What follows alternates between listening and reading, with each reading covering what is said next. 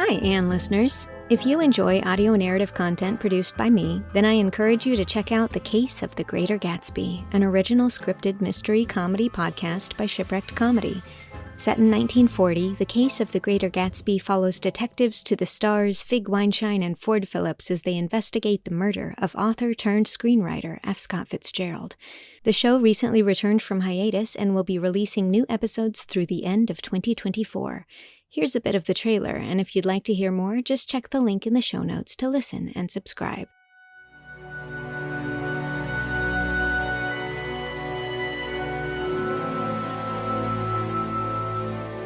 Hollywood, 1940. It's a brand new decade. Wait. It's still 1940? Wasn't it 1940 when we started this thing like 5 years ago? Well, it's still 1940. A brand new decade. But the muck and mire in the gutters is as stale as the beans on the bottom shelf at the bean store. City of Angels? Sure, pal. Keep dreaming. The name's Ford Phillips, and after solving the mystery of F. Scott Fitzgerald's murder, I'm back with a whole new case and the craziest cast of... Whoa. We didn't solve F. Scott Fitzgerald's murder yet. Are you kidding me? We started this thing like 5 years ago. It's not done yet? Sorry, boss. This is a trailer for the second half of the season. The name's Fig Weinstein, and in addition to solving crimes, reminding people I used to be an ace reporter, and accidentally putting both legs through one leg of my wide-legged trousers, I'm also very good at keeping track of what this podcast is about. And I, for one, can't wait.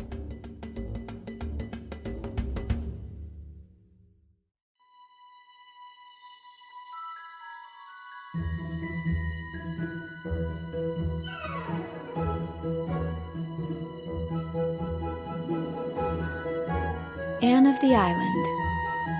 Chapter 18. Miss Josephine remembers the Anne girl.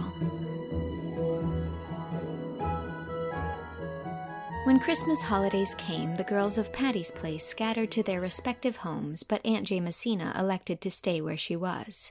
I couldn't go to any of the places I've been invited and take those 3 cats, she said. And I'm not going to leave the poor creatures here alone for nearly 3 weeks. If we had any decent neighbors who would feed them, I might, but there's nothing except millionaires on this street.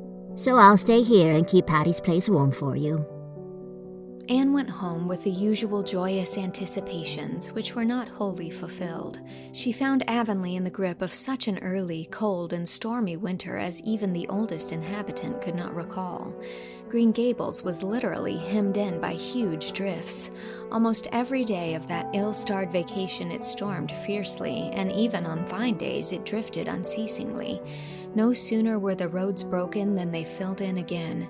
It was almost impossible to stir out. The AVIS tried on 3 evenings to have a party in honor of the college students, and on each evening the storm was so wild that nobody could go, so they gave up the attempt in despair. Anne, despite her love of and loyalty to Green Gables, could not help thinking longingly of Patty's Place, its cozy open fire, Aunt Jamesina's mirthful eyes, the 3 cats, the merry chatter of the girls, the pleasantness of Friday evenings when college friends dropped in to talk of grave and gay. Anne was lonely. Diana, during the whole of the holidays, was imprisoned at home with a bad attack of bronchitis.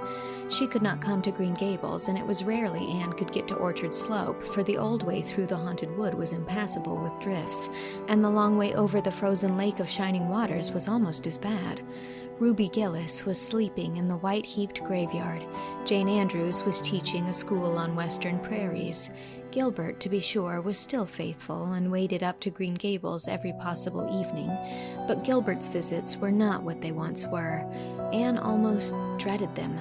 It was very disconcerting to look up in the midst of a sudden silence and find Gilbert's hazel eyes fixed upon her with a quite unmistakable expression in their grave depths, and it was still more disconcerting to find herself blushing hotly and uncomfortably under his gaze, just as if, well, it was very embarrassing. Anne wished herself back at Patty's Place, where there was always somebody else about to take the edge off a delicate situation. At Green Gables, Marilla went promptly to Mrs. Lynde's domain when Gilbert came and insisted on taking the twins with her. The significance of this was unmistakable, and Anne was in a helpless fury over it. Davy, however, was perfectly happy. He reveled in getting out in the morning and shoveling out the paths to the well and henhouse. He gloried in the Christmas-time delicacies which Marilla and Mrs. Lynde vied with each other in preparing for Anne, and he was reading an enthralling tale in a school library book of a wonderful hero who seemed blessed with a miraculous faculty for getting into scrapes from which he was usually delivered by an earthquake or a volcanic explosion, which blew him high and dry out of his troubles, landed him in a fortune, and closed the story with proper eclat. I tell you, it's a bully story, Anne, he said ecstatically. I'd ever so much rather read it than the Bible. Would you? Smiled Anne.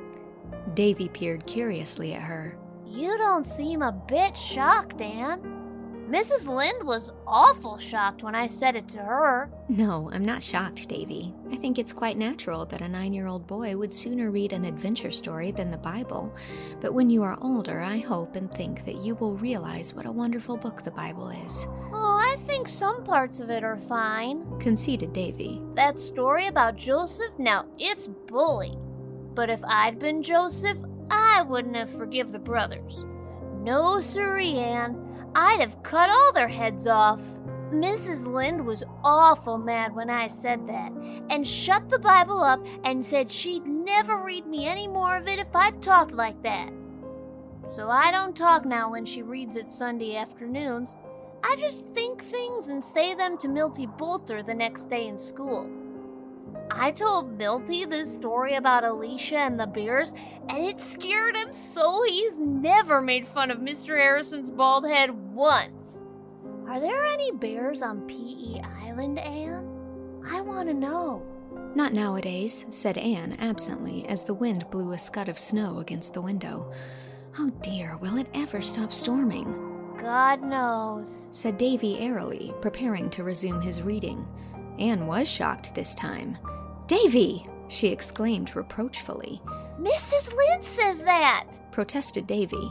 One night last week, Marilla said, will Ludovic Speed and Theodora Dix ever get married?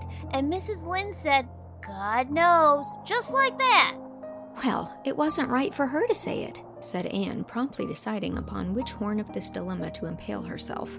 It isn't right for anybody to take that name in vain or speak it lightly, Davy. Don't ever do it again.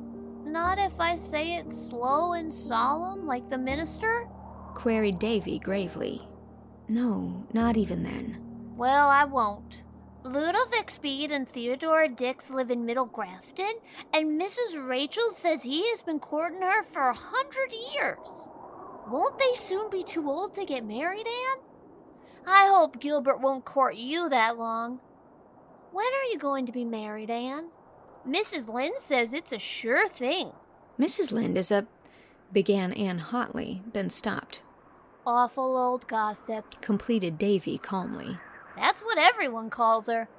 But is it a sure thing, Anne? I want to know. You're a very silly little boy, Davy, said Anne, stalking haughtily out of the room. The kitchen was deserted, and she sat down by the window in the fast-falling wintry twilight. The sun had set, and the wind had died down. A pale, chilly moon looked out behind a bank of purple clouds in the west.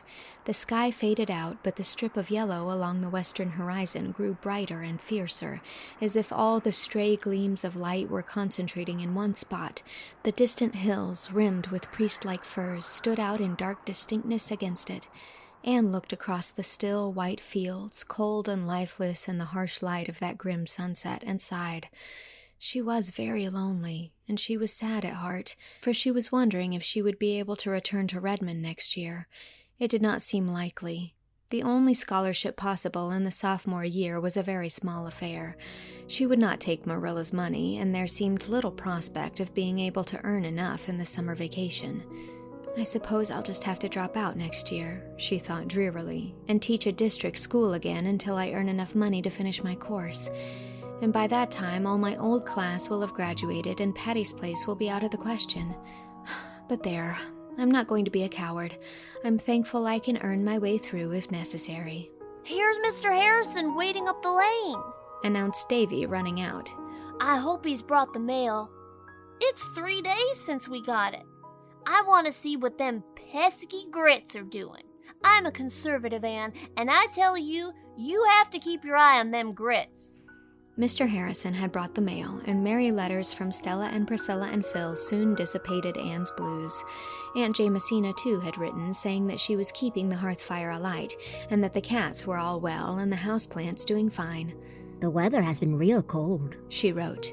so I let the cats sleep in the house. Rusty and Joseph on the sofa in the living room, and the Sarah cat on the foot of my bed. It's real company to hear her purring when I wake up in the night and think of my poor daughter in the foreign field. If it was anywhere but in India, I wouldn't worry. But they say the snakes out there are terrible. It takes all the Sarah cat's purring to drive away the thought of those snakes. I have enough faith for everything but the snakes. I can't think why Providence ever made them. Sometimes I don't think he did. I'm inclined to believe the old Harry had a hand in making them. Anne had left a thin, typewritten communication till the last, thinking it unimportant. When she had read it, she sat very still, with tears in her eyes. What is the matter, Anne? Asked Marilla. Miss Josephine Barry is dead, said Anne in a low tone. So she is gone at last, said Marilla. Well, she has been sick for over a year, and the Barrys have been expecting to hear of her death any time. It is well she is at rest, for she has suffered dreadfully, Anne. She was always kind to you. She has been kind to the last, Marilla. This letter is from her lawyer. She has left me $1,000 in her will.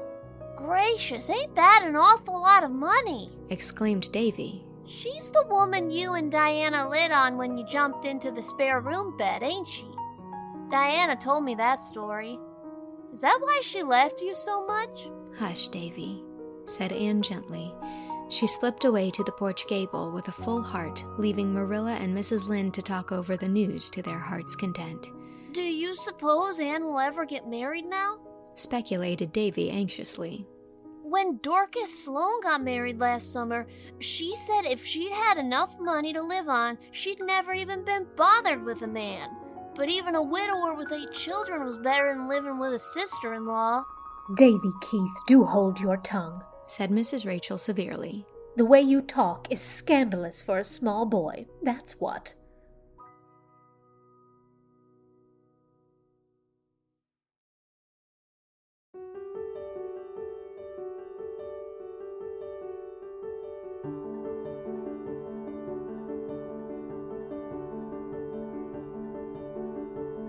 That was Chapter 18 of Anne of the Island. Aunt Jamesina was read by Julia Cho. Davy Keith was read by Lauren Lopez. Marilla Cuthbert was read by Whitney Avalon. Mrs. Rachel Lynde was read by Jaime Lynn Beatty. And Anne Shirley was read by me, Mary Kate Wiles. It is also recorded and edited by me. Special thanks to patrons Rachel Belinsky, Julia Harker, Larissa Jones, Katie, Deborah Shapiro, and Phoebe Shaylor. Executive produced by Allie Bertz-Brown, Warren Day, Jane Leach, Shao Kuo, Lisel Perrine, and Justin Waterman. Support this project on Patreon at patreon.com/mkwiles to get access to the entire book, early episodes, ad-free episodes, and more. Thank you very much for your support. Chapter 19 will be coming next week.